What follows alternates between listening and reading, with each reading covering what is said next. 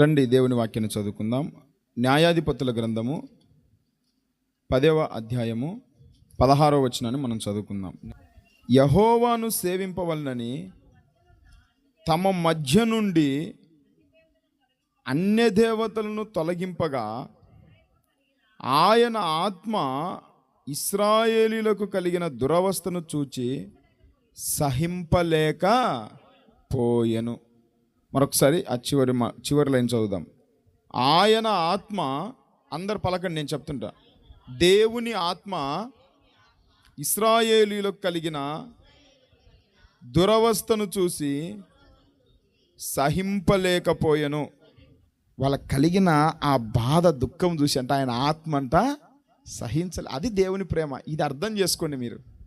అది సేవకుల ప్రేమ. ఇది అర్థం చేసుకోండి మీరు. మీకు కష్టం వస్తే, బాధలు వస్తే ఫస్ట్ బాధపడే దేవుడే.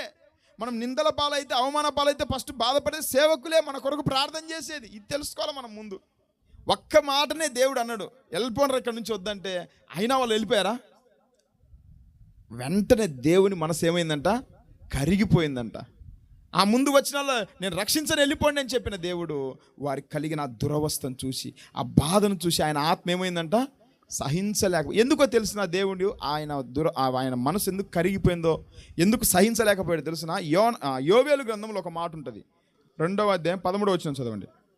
నీ దేవుడైన యెహోవా కరుణావాత్సల్యములు గలవాడు. ఎవరంటే మన దేవుడు చెప్పండి. అందుకు ఆయన సహించలేకపోయింది ఆయన ఆత్మ. మన దేవుడు ఎవరంట? కరుణాకర వాత్సల్యం. ప్రియ దేవుని బిడ్డ, నీ తండ్రి నిన్ను దూషించాడని వెళ్ళిపోతావా? మరలా నువ్వు వస్తే నిన్ను చేరదీయడా నీ తండ్రి? ఎంత ప్రేమ చూపిస్తాడు. మీ అమ్మ నిన్ను కొట్టిందని చెప్పేసి ఆమెను తిట్టుకుంటావా? ఎంత కొట్టినా నువ్వు మరలా నన్ను తప్పు అయిపోయిందని ఏడుస్తే ఆమె నీ కన్నీరు చూసి ఓర్చుకుంటుందా? నీ కన్నీరు చూసి అసలు సహించగలదా? అంత కృప చూపిస్తుంది. మరి దేవుడు ఎందుకు చూపించలేడు నీ మీద కృప? నీ తల్లి కంటే, తండ్రి కంటే ఎక్కువ కరుణావాత్సలు కలిగిన దేవుడు ఆయన. ఆ తర్వాత శాంతమూర్తి, అత్యంత కృపగలవాడునై ఉండి. అబ్బాబా, ఎవరంట మన దేవుడు? అత్యంత కృపగలవాడు. తల్లిదండ్రులు కూడా ఒక్కొక్కసారి క్షమించలేకపోవచ్చు కొన్ని తప్పులు, కానీ దేవుడు మాత్రము నిన్ను క్షమించి ప్రేమిస్తాడు. అందుకే ఇక్కడ న్యాయాధిపతుల గ్రంథంలో ఏమని రాయబడిందంటే, ఇశ్రాయేలీలకు కలిగిన దురవస్థను చూచి ఆయన ఆత్మ సహించలేకపోయింది. సరే, నా బిడ్డలే కదా వీళ్ళు, నేను అనుకుంటున్నాను బహుశా పరీక్షించడానికి మొదటిసారి వెళ్ళిపోండి అన్నట్టున్నాడు. అవునా కదండి? మళ్ళీ వెంటనే నెక్స్ట్ లైన్లో మళ్ళీ కరిగిపోయాడా లేదా? దేవుని మనం అంటాం కదా, వాడి మనసు వెన్నరా, ఆయన మనసు వెన్నరా, ఎన్ని చేసినా కానీ వెంటనే కరిగిపోయింది అనుకుంటామా లేదా? నేను అంటాను, దేవుని మనసు వెన్న కాదు, ఇంకా అంతకంటే ఎక్కువ. ప్రియ దేవుని బిడ్డలారా, నువ్వు ఎన్ని శ్రమల్లో ఉన్నా, ఎన్ని బాధల్లో ఉన్నా, ఎన్ని నిందల్లో ఉన్నా, ఎన్ని అవమానంలో ఉన్నా, దుఃఖంలో ఉన్నా, కన్నీటి బాధల్లో ఉన్నా, నువ్వు ప్రభు దగ్గరికి వస్తే ఆయన ఒక్కసారి ప్రభువా నన్ను జ్ఞాపకం చేసుకుంటే ఆయన మనసు ఎలాంటి చెప్పండి? వెన్న కంటే ఎక్కువగా కరిగిపోయింది స్పీడ్గా. ఆయన మనసు సహించలేదు మనకు బాధలు కలిగితే. ప్రియ దేవుని బిడ్డ, ఇది మనం గ్రహించలేం.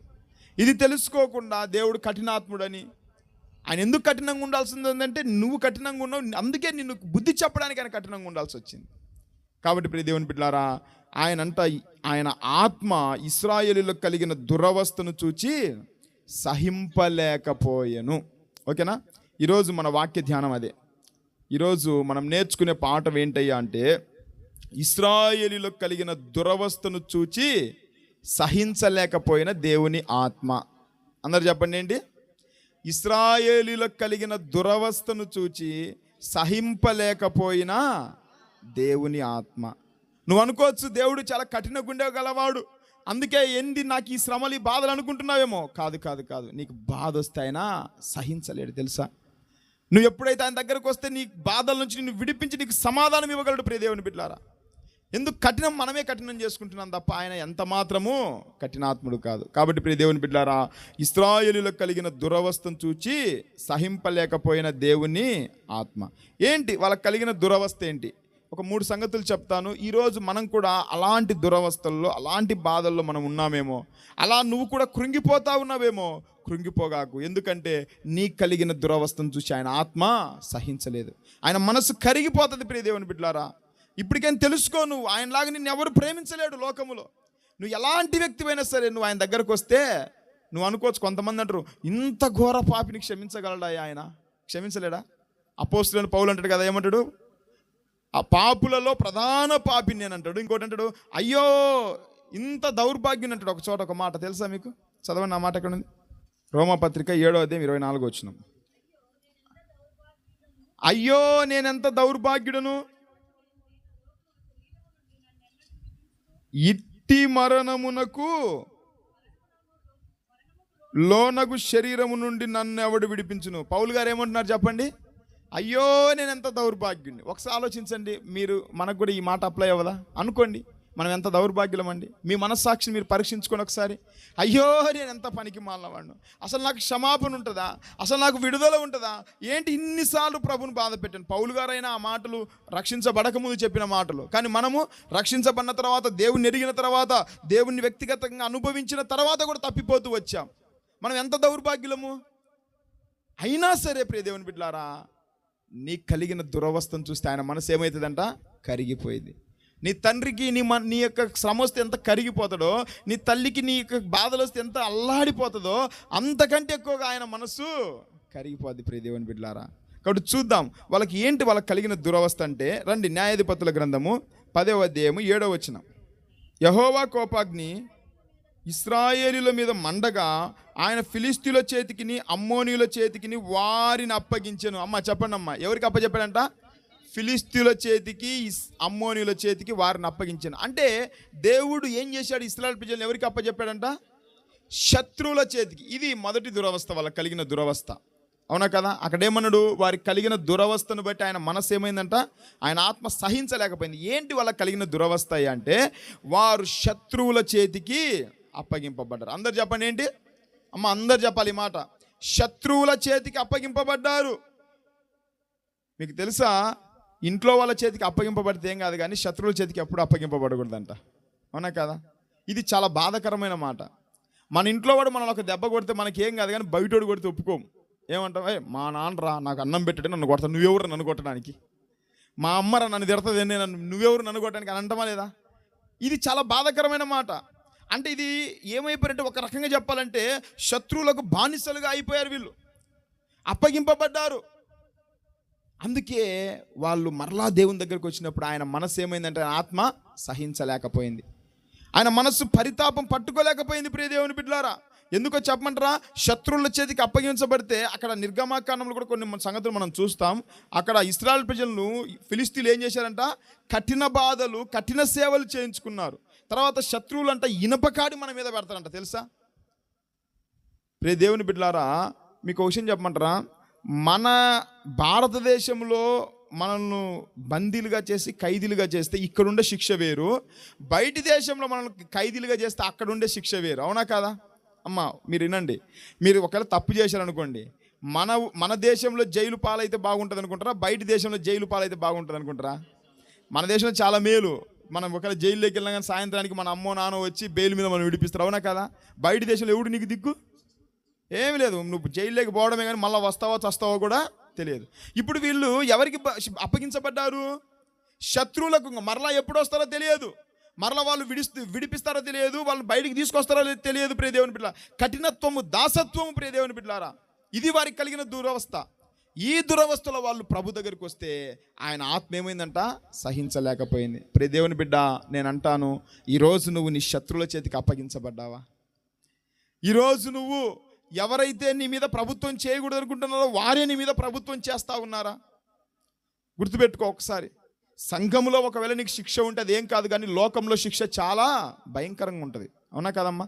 పాస్టర్ గారికి మీకు గొడవ అయిందనుకోండి, మహా అయితే పాస్టర్ గారు 2 మాటలు అరుస్తాడు, ఒక మాట చిన్న మాట అటు ఇటు అంటాడు. అదే నువ్వు ఊర్లతో గొడవ పెట్టుకో, ఊరుకుంటారా? పాస్టర్ గారు మాట్లాడినట్టు సమాధానం చెప్తారా వాళ్ళు? ఇక్కడ మాత్రం వీళ్ళ మీదకి మాత్రం వస్తావు, సేవకుల మీదకి, విశ్వాసుల మీదకి. అదే గొడవ ఊర్లో వాళ్ళతో అసలు పెట్టుకునే ధైర్యం ఉంటుందా మీకు? ఇది అంటారు కదా కొంతమంది, ఎక్కడ జల్లనోడు ఇంటికాడ వచ్చి ఇంట్లో వచ్చి జల్లుతారంట. బయట ఏది దేనికి దరంగానో ఇంటికాడ తల్లిదండ్రుల మీద వచ్చి దాడి చేస్తారు. అదే బయట వాళ్ళ మీదకి పొమ్మండి ఊరుకుంటారా? బయట వాళ్ళు నువ్వు ఒకటి కొడితే 4 దండి పంపిస్తారు. అవునా కదా? బయట వాళ్ళకి అప్పచెపితే అంత బాధలు, అంత శ్రమలు ప్రియ దేవుని బిడ్డలారా.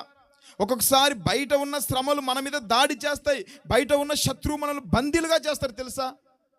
నువ్వు అనుకోవచ్చు, ఏంటి నాకు ఈ శ్రమలు, ఏంటి నాకు ఈ బాధలు, నా శత్రువులు నన్ను ఎందుకు ఇలా గుచ్చుతున్నారు, ఏంటి నా సంపాదించుకున్నది నేనే, తినేది నేనే, బ్రతికేది నేనే, కానీ ఎవరో వచ్చి నా సొమ్మును దోచుకొని పోతా ఉన్నారు, ఎవరో వచ్చి నన్ను బాధ పెడతా ఉన్నారు, ఏంటి నాకు ఈ బాధలు నువ్వు అనుకుంటున్నావా? అయితే ప్రభు మాట సెలవిస్తా ఉన్నాడు, నువ్వు ప్రభు దగ్గరికి వస్తే అంట నీకు కలిగిన దురవస్థను చూసి ఆయన ఆత్మ సహించలేదు. ప్రియ దేవుని బిడ్డలారా, ఇలాంటి దురవస్థలో నువ్వు ఉన్నావా?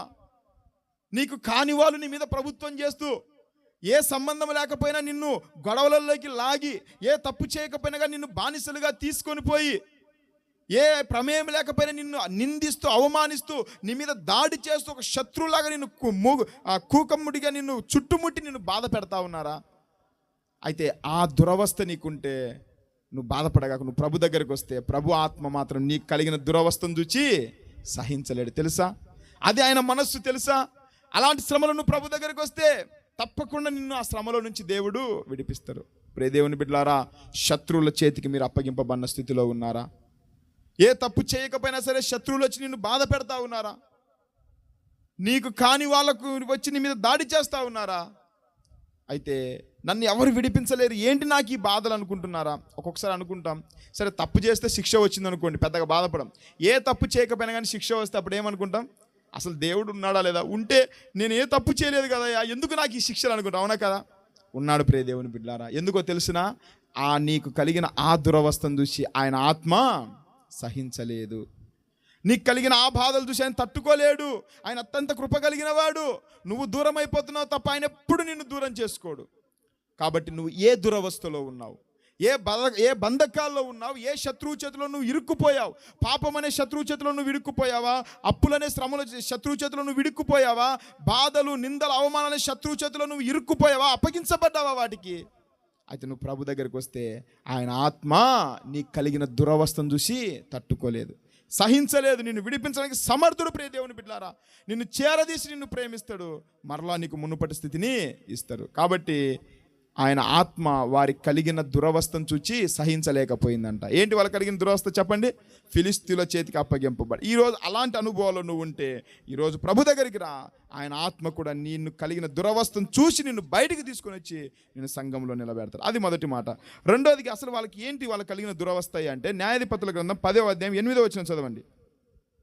వారు ఆ సంవత్సరం మొదలుకొని ఇశ్రాయేలీయులను, అనగా యోర్దాను అవతలున్న గిలాదు నందలి అమోరీయుల దేశములో కాపురం ఉన్న ఇశ్రాయేలీయులను 18 సంవత్సరములు చితకగొట్టి అణచివేసిరి. అబ్బాబ్బా, ఎంత బాధ అంట. ఆ సంవత్సరం మొదలుకొని, ఎప్పుడైతే దూరం అయిపోయారో ఆ రోజు మొదలుకొని, ఆ దినం మొదలుకొని అంట 18 సంవత్సరాలు అంట. వాళ్ళు ఏమై చెప్పండి, ఎక్కడి వరకు? యోర్దాను అవతల మొదలుకొని, యోర్దాను అవతలనున్న గిలాదు నందలి అమోరీల దేశంలో కాపురం ఉన్న ఇశ్రాయేలీలను 18 సంవత్సరములు చితగొట్టి. అంటే ఇజ్రాయెల్ దేశంలోనే కాదు, పక్క దేశంలో కూడా ఉన్నారు కొంతమంది ఇశ్రాయేల్ ప్రజలు. అక్కడి దాకా ఎక్కడెక్కడ ఉన్నారో అందరిని ఈడ్చుకొని వచ్చి వాళ్ళని ఏం చేశారంట? చితకగొట్టారంట. ఏం చేశారు చెప్పండి? వాళ్ళని చితకగొట్టి అణచివేశారు. అందుకే ఆయన మనసు తట్టుకోలేకపోయింది. నా ప్రజలు కదా వీళ్ళు, నా బిడ్డలు కదా వీళ్ళు, ఎంత తప్పు చేసినా నేను కదా వీళ్ళను మోసి, రెక్కల మీద మోసి వీళ్ళని తీసుకొచ్చాను. ఏదో పొరపాటు చేసినా సరే, నేను కఠినంగా ఉన్నా సరే మరల వాళ్ళు నా దగ్గరికి వచ్చారు కదా. అయినా సరే వెంటనే దేవుడు ఆయన మనసు కరిగిపోయింది. చితక కొడతా ఉంటే దేవుడు ఊరుకుంటాడా? అని చూస్తా ఊరుకుంటాడా? అసలు ఎందుకు దేవుడు కూడా, వాస్తవంగా దేవుడు ఎప్పుడో రక్షించగలడు. ఎందుకు దేవుడు అన్ని సంవత్సరాలు ఆగాడు చెప్పండి? వాళ్ళకి ఇప్పటికైనా బుద్ధి వస్తుందేమని. ఇప్పుడు నీ తల్లిదండ్రులు నిన్ను కొట్టారనుకోండి, నీ మీద పగతో కొడతారా? నీ మీద కక్షతో కొడతారా? మా అమ్మ బల కఠినాత్మలు రా, ఏంది నన్ను ఇట్ట కొడతావు నేను అనుకుంటావా? ఎందుకంటే ఏదో ఒక రోజు నువ్వు మారుతావు, ఏదో ఒక రోజు నువ్వు తన దగ్గరకు వస్తావు. రాకపోయినా నిన్ను ప్రేమిస్తూనే ఉంటుంది, నీకు అన్ని సమకూరుస్తూనే ఉంటుంది. అవునా కాదా? కానీ ఎందుకు కొడతారు, ఎందుకు కొద్ది రోజులు కఠినంగా ఉంటారంటే తల్లిదండ్రులు, ఏదో ఒక రోజు నా బిడ్డ మారకుండా పోతారా, ఏదో ఒక రోజు నా కుమారుడు నా దగ్గరికి రాకుండా పోతారా. అందుకే దేవుడు 18 సంవత్సరాలు ఆగాడు. 18 సంవత్సరాల తర్వాత వాళ్ళు దగ్గరికి రాగానే వెంటనే ఏం చేశాడంట? ఆ చితగ్గొట్టిన వాళ్ళ చేతిలో నుంచి ప్రభు వాళ్ళని ఏం చేశాడు? విడిపించాడు. ఎలా విడిపించాడు తెలిసిన? తర్వాత ఒక బలమైన నాయకుడిని ఏర్పాటు చేసుకుని, అతని పేరే యెఫ్తా. అది తర్వాత చరిత్ర నేను చెప్తాను. ఎలా వాళ్ళను విడిపించారంటే, యెఫ్తాను నిలబెట్టుకొని యెఫ్తా ద్వారా గొప్ప ఘన విజయం సాధించాడు, విడుదల తీసుకొచ్చాడు. ప్రియ దేవుని బిడ్డలారా, ఈరోజు నేను అంటాను, నువ్వు చితికిపోతా ఉన్నావు ఆ సమస్యలతో, నువ్వు అణిచివేయబడతా ఉన్నావా సమస్యలతో? ఎక్కడి నుంచి అంట? యోర్దాను మొదలుకొని గిలాదు, చదవండి అక్కడ, గిలాదు నందలి అమోరీల దేశంలో కాపురమున్న ఇశ్రాయేలు, ఇక్కడ నుంచి అంటే ఈ చివర మొదలుకొని ఆ చివరి వరకు అందరిని ఈ శత్రువులు వచ్చి చితకగొట్టి వాళ్ళని అణిచివేశారంట. దేవుని బిడ్డలారా, ఒక్కొక్కసారి మనకు దేవుడు అంటే ఎప్పుడు విరక్తి పడుతుందో చెప్పమంటారా? ఈ దిక్కు మొదలుకొని మన జీవితంలో, మన కుటుంబంలో ఈ మూల వరకు అన్నీ శ్రమలే, అన్నీ బాధలే, అన్నీ కష్టాలు అనిపిస్తుంది. మా ఫ్రెండ్ ఒక అమ్మాయి ఉంది, హైదరాబాద్లో ఉంటారు వాళ్ళు. ఆ అమ్మాయి భర్త, ఆమె భర్త ఆర్మీ, ఇద్దరు పిల్లలు అనమాట.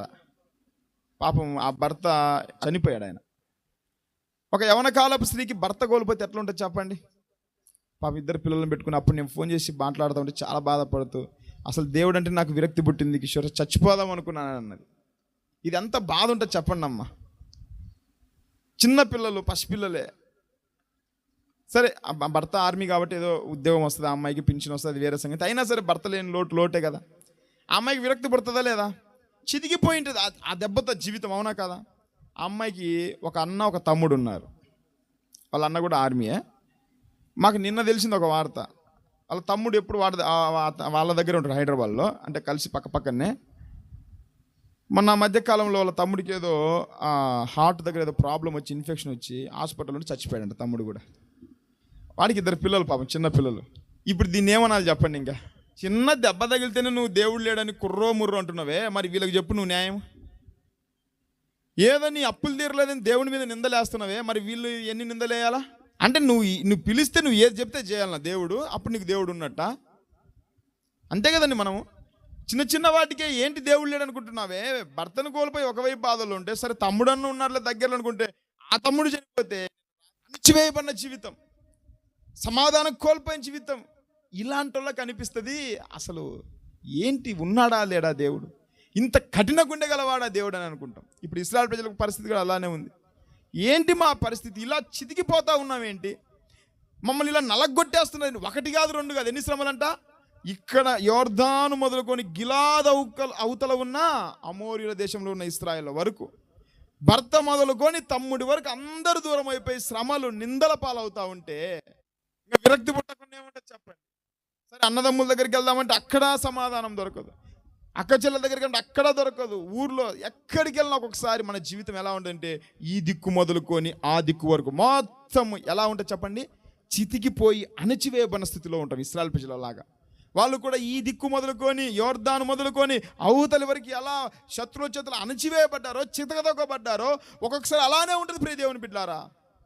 అయినా సరే దేవుడు ఎందుకు రాడు చెప్పండి? ఒక్కొక్కసారి అప్పటికైనా సరే నువ్వు మార్చుకుంటావని, అవునా కదా?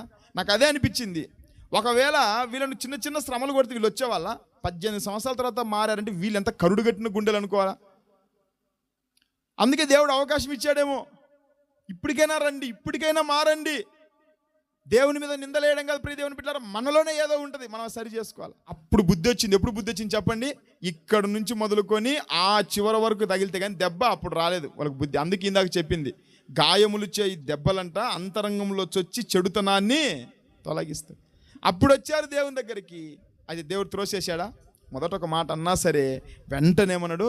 వారికి కలిగిన దురవస్థను చూసి ఆయన మనసు సహించలేకపోయింది. ప్రియ దేవుని బిడ్డలారా, ఇలాంటి బాధలతో, ఇలాంటి శ్రమలతో ఇలాగూ నువ్వు కూడా చితికిపోయి నలిగిపోయి ఉన్నావా? అణిచివేయబడిన స్థితిలో ఉన్నావా?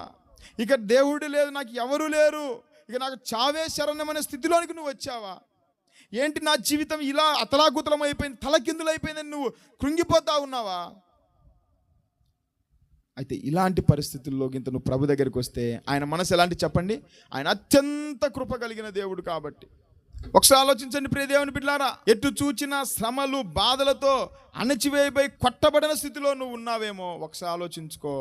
అయితే దేవుడు నీకు కలిగిన బాధను చూసి ఆయన నిన్ను ప్రేమించే దేవుడు, సహించలేడు. ప్రియ దేవుని బిడ్డలారా, మనకు ఒక దెబ్బ తగిలితే పొర్రపాటును కూడా ఓర్చుకోలేడు తెలుసా? మనం అంటే ఎంత ప్రేమ తెలుసునా?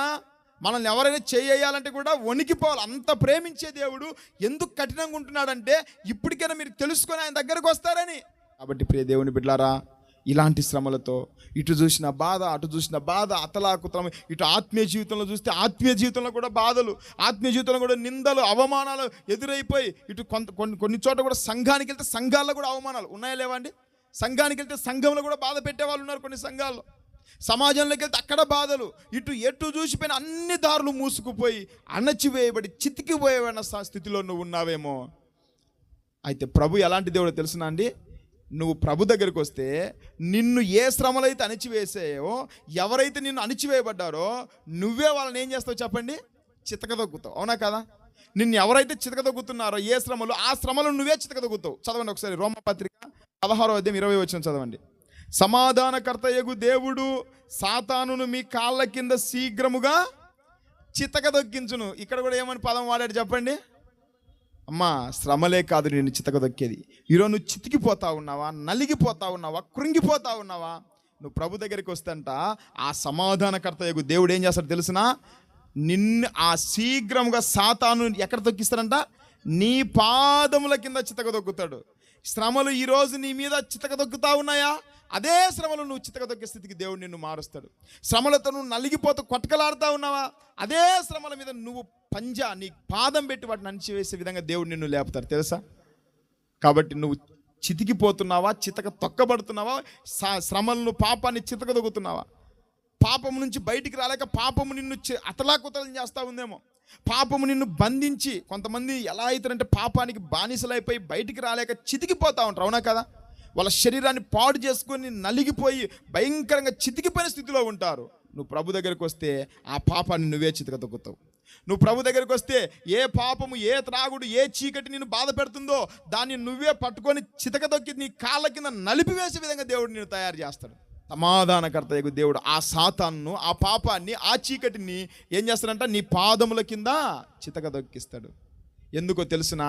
ఆయన ఆత్మ అంట నీకు బాధలు వస్తే తట్టుకోలేడు, నీకు శ్రమలు వస్తే ఆయన కృంగిపోతాడు, ఆయన ముందు బాధపడతాడు, సహించలేడు ఆయన బాధలు వస్తే. అంత ప్రేమ ప్రియ దేవుని బిడ్డలారా మనం అంటే.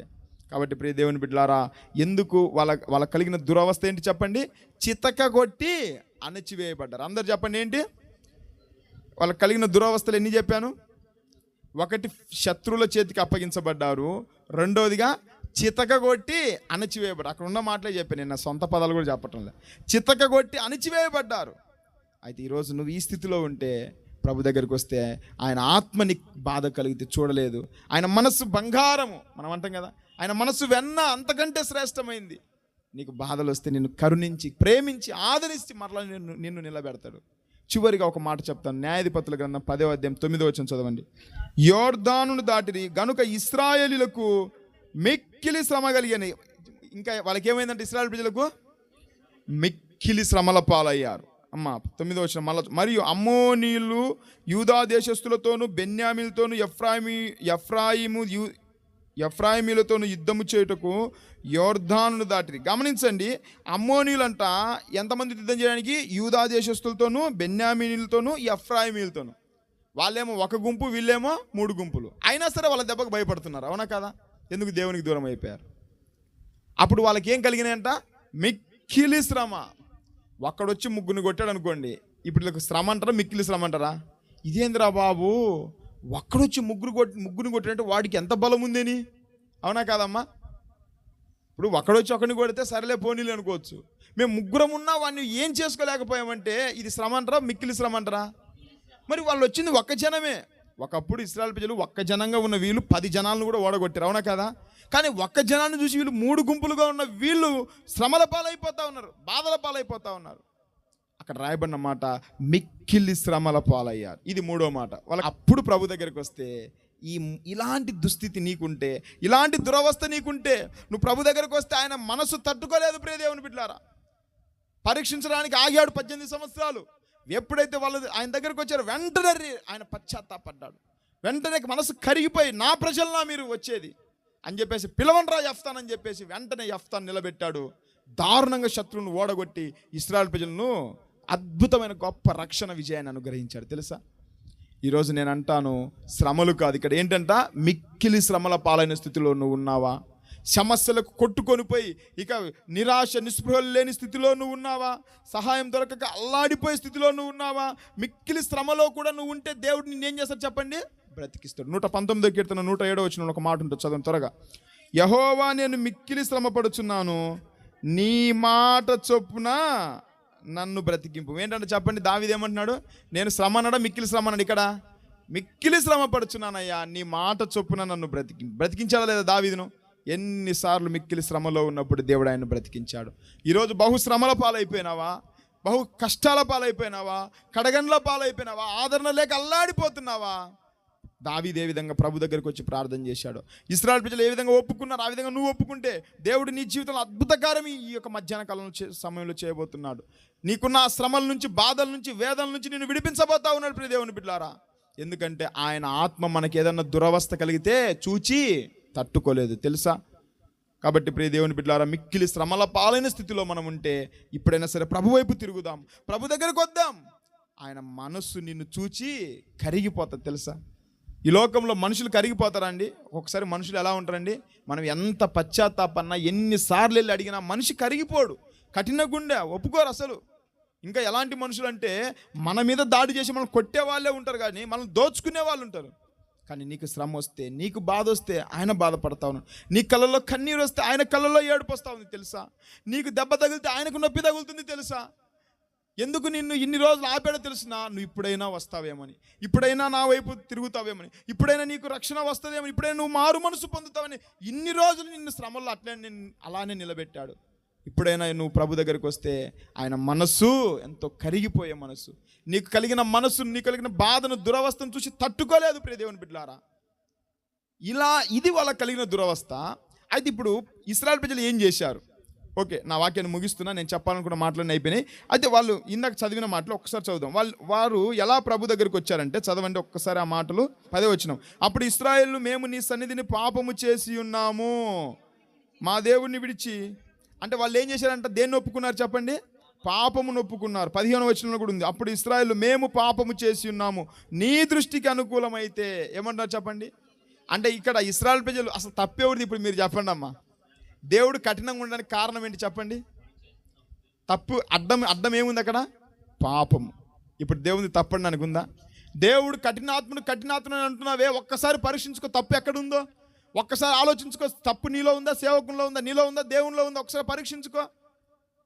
నువ్వు ఎన్నిసార్లు ప్రార్థన చేస్తున్నా, ఎంతగా నువ్వు దుఃఖం పాలవుతున్నావు ఒక్కసారి ఆలోచించు.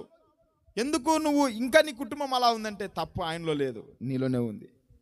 ఆశీర్వాదం ఎప్పుడో ఇచ్చాడు ఆయన, అది తీసుకునే స్థితిలో నువ్వు లేవు. ఒక మాట ఉంటుంది యెషయా గ్రంథంలో, విననేరకుండునట్లు ఆయన చెవులు మందము కాలేదు, రక్షింపనేరకుండునట్లు ఆయన హస్తము కుర్చ కాలేదు, మీ దోషములు మీకును మీ దేవునికి అడ్డముగా నిలిచింది. ఇప్పుడు చెప్పండి, వాళ్ళే ఒప్పుకున్నారు. ఇప్పుడు వచ్చింది ఇశ్రాయేలు ప్రజలకు బుద్ధి. అన్ని రోజులు రాలే, అయ్యా మేము పాపం మాదే తప్పయ్యా అన్నారు. వెంటనే కరిగిపోయింది ఆయన మనసు. తర్వాత వాళ్ళు ఏం చేశారు? వాళ్ళ పాపాన్ని ఒప్పుకున్నారు. ఇంకా ఏం చేశారండి? అక్కడ 10వ వచనం చదవండి, చివరి లైన్లో. మా దేవుణ్ణి విడిచి బయలులకు పూజించి ఉన్నామని యెహోవాకు మొర్ర పెట్టగా. ఏం చేశారు చెప్పండి అమ్మా? అంటే ఇంకోటి వాళ్ళు ఏం చేశారంటే దేవునికి ఇది నువ్వు చేయాల్సింది, ఇది ఇంతకు మించి ఏం లేదు. ఒకటి, నీ పాపాన్ని విడిచిపెట్టు. రెండోది, దేవునికి మొర్రపెట్టు. అయ్యా నేను తప్పు చేశాను, నన్ను క్షమించు అని విజ్ఞాపన ప్రార్థన చేయి దేవుని సన్నిధిలో. దేవునికి విడుదల ఇస్తాడు. అంతేకాదు వాళ్ళు ఏం చేశారంటే ఇంకా 16వ వచనంలో, యెహోవాను సేవింపవలనని తమ మధ్య నుండి అన్య దేవతలను తొలగింపగా అప్పుడు ఆయన ఆత్మ అంట సహించలేకపోయిందంట. ఎప్పుడు చెప్పండి? యెహోవాను సేవించవలనని వాళ్ళ యొద్ద నుంచి ఏం తొలగించారంట? అంటే అప్పుడు దాకా ఏముంది? 18 సంవత్సరాల వాళ్ళలో ఏముంది? అన్య దేవతలు ఉన్నారు, విగ్రహారాధన ఉంది. దేవుణ్ణి ప్రేమించకుండా లోకాన్ని ప్రేమించారు, చీకటిని ప్రేమించారు. ఎప్పుడైతే అవి తీసేసి దేవుణ్ణి సేవించడానికి నడుము కట్టారో అప్పుడు ఆయన వాళ్ళ వైపు తిరిగారు ప్రియ దేవుని బిడ్డలారా. కాబట్టి ఇక్కడ మూడవదిగా వాళ్ళు ఇంకేం చేస్తున్నట్టు, అన్య దేవతలను తొలగించి దేవుణ్ణి మాత్రమే సేవించడానికి తీర్మానం చేసుకున్నారు. అర్థమైందా? ఇక్కడ ఇశ్రాయేలు ప్రజలు చేసింది ఈరోజు మనం చేయాలా? ఈరోజు నువ్వు దేన్ని ఆరాధిస్తున్నావు? ఇన్ని రోజులు దేన్ని ప్రేమించావు? లోకాన్ని ప్రేమించావా? చీకటిని ప్రేమించావా? నిన్ను దూషించే వాళ్ళ వైపు వెళ్ళి వాళ్ళతో సహవాసం చేసావా? ఈరోజు ప్రభు నిన్ను పిలుస్తా ఉన్నాడు. ప్రియ దేవుని బిడ్డలారా, మన కుటుంబాలు ఇలా అయిపోయిన కారణం దేవునిలో ఏ తప్పు లేదమ్మా. ఆయన చాలా ప్రేమ కలిగిన దేవుడు, ఆయన చాలా దీర్ఘశాంతుడు, కృపామయుడు. కారణం ఇక్కడ వీళ్ళలోనే ఉంది. ఎప్పుడైతే వాళ్ళలో ఉన్న ఆ విగ్రహారాధన తీసేయరో, వాళ్ళలో ఉన్న ఆ పాపాన్ని విడిచిపెట్టి దేవుని వైపు తిరిగి దేవుణ్ణి ఆరాధించడానికి సిద్ధపడ్డారో, వెంటనే ఆయన మనసు కరిగిపోయింది. ఈరోజు ఆయన మనసు నీ చేతుల్లో ఉంది. ఆయన మనసు కరిగిపోవాలంటే నీ చేతుల్లోనే ఉంది. ప్రియ దేవుని బిడ్డలారా, నువ్వు ఎంత దురవస్థలో ఉన్నా, ఎంత బాధల్లో ఉన్నా, అందరూ చేయి విడిచిపెట్టి నాకు ఎవరు లేరనుకొని నువ్వు నలిగిపోయిన స్థితిలో ఉన్నా సరే, ఒక్క మాట నువ్వు ఇశ్రాయేలు ప్రజల వలె నువ్వు ప్రభు దగ్గరికి వస్తే, ఇశ్రాయేలు ప్రజల వలె నువ్వు దేవుని సన్నిధిలో నువ్వు వేడుకుంటే, వెంటనే నీకు కలిగిన దురవస్థను చూచి ఆయన మనసు కరిగిపోయి యెఫ్తాను నీ కొరకు లేపుతాడు దేవుడు. యెఫ్తా ఎక్కడ ఉన్నా సరే నిన్ను తీసుకొచ్చి యెఫ్తాను నిలబెట్టుకొని పరాక్రమం గల బలాఢ్యుని నీ కొరకు నిలబెడతాడు దేవుడు. పరాక్రమం గల శూరుణ్ణి, వీరుణ్ణి నీ కొరకు నిలబెట్టి నీకు కలిగిన ఆ శ్రమలో నుంచి నిన్ను విడిపిస్తాడు. ఎప్పుడైతే వీళ్ళు ఈ విధంగా ప్రార్థన చేశారో, దేవుడు వెంటనే ఏం చేశాడు చెప్పండి? ఫిలిష్తీయుల చేతిలో నుంచి, శత్రువుల చేతిలో నుంచి వాళ్ళను విడిపించారు. తర్వాత ఇంకేం చెప్పాను? చితకగొట్టిన వాళ్ళను, అణిచివేయబడిన వాళ్ళను విడిపించి తర్వాత వీరే శత్రువులను అణిచివేసే విధంగా దేవుడు తయారు చేశాడు. అంతేకాదు, ఆ శ్రమల పాలైన స్థితిలోంచి శ్రమలన్నిటిని విడిపించి క్షేమకరమైన స్థితిలో ఉంచాడు. ఈరోజు ప్రియ దేవుని బిడ్డలారా, ఒకసారి పరీక్షించుకోండి, నీ కుటుంబం ఇలాంటి దురవస్థలో ఉందా? ఇశ్రాయేలులకు కలిగిన దురవస్థను చూచి సహించలేకపోయినా దేవుని ఆత్మ, ఏంటి వాళ్ళకి కలిగిన దురవస్థ? ఒకటి, శత్రువు చేతికి అప్పగించబడ్డారు.